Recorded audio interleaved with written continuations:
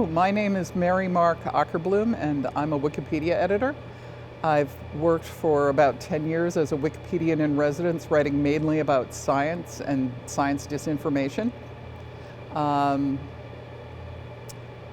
I do quite a bit of writing about disinformation. So one of the things that is probably the most important to realize about disinformation is that it's not just trying to convince you that a particular thing is or isn't true.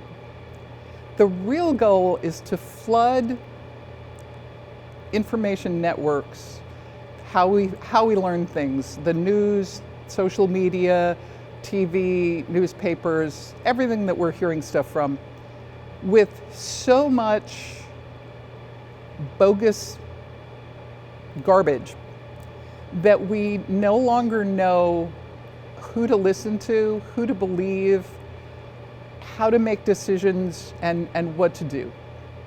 So the real goal of disinformation is to undermine and destabilize our belief in what's trustworthy and what's real.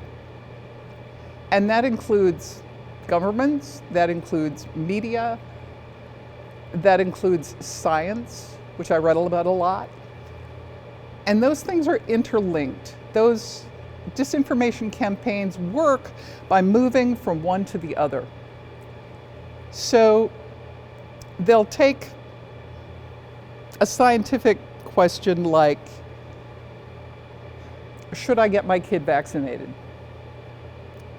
And that will draw people into a whole network of social media discussions, for example, and sources that relate to that. And from there, you might draw some of the people who are listening to what you say might move over into an area where suddenly you're talking about trans people, and that trans people shouldn't be in sports and that they're somehow dangerous to your children. There's been a shift there from something that was a scientific question to a social question. And then from that, someone can move you to, oh, Democrats are supporting all these dangerous people, and you should not trust Democrats or vote for them. And now you're suddenly in a place where you're talking about political action. It's all disinformation, but it's gone from science to social to political to voting. And that's something that we often don't realize, is how interconnected all of this stuff is. And it's particularly important in this moment, in this time and place, that we recognize just how horrific and how cruel a lot of the disinformation that's focusing around trans people is. And part of the reason trans people are being focused on is that this is something that you can get you can get people very emotional by telling them there's a threat to their child. Big time. You can really get people distressed, and the more distressed they are, the less they think about what they're hearing, and the more likely they are to just believe what they're hearing. And we need to recognize that this demonization of trans people is the thin edge of a wedge.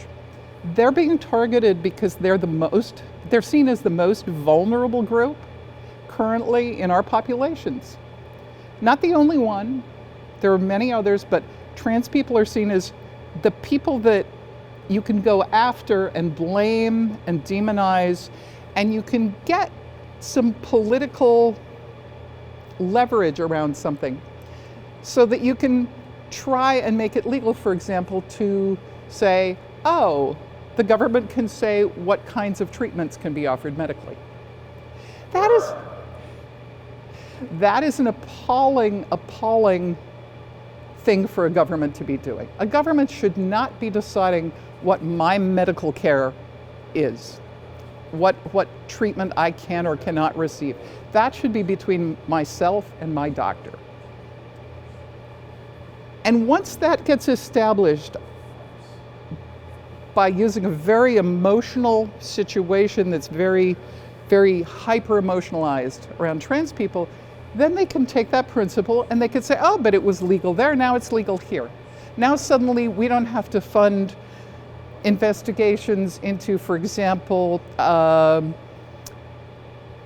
genetically Jewish-related women's cancers, or whatever other area of science and disinformation they decide, or health, they decide is politically inexpedient and that they want to attack. So we need to recognize that a lot of the disinformation right now that's focusing on trans people is the thin edge of a wedge that is going to be turned against everyone else. Thank you.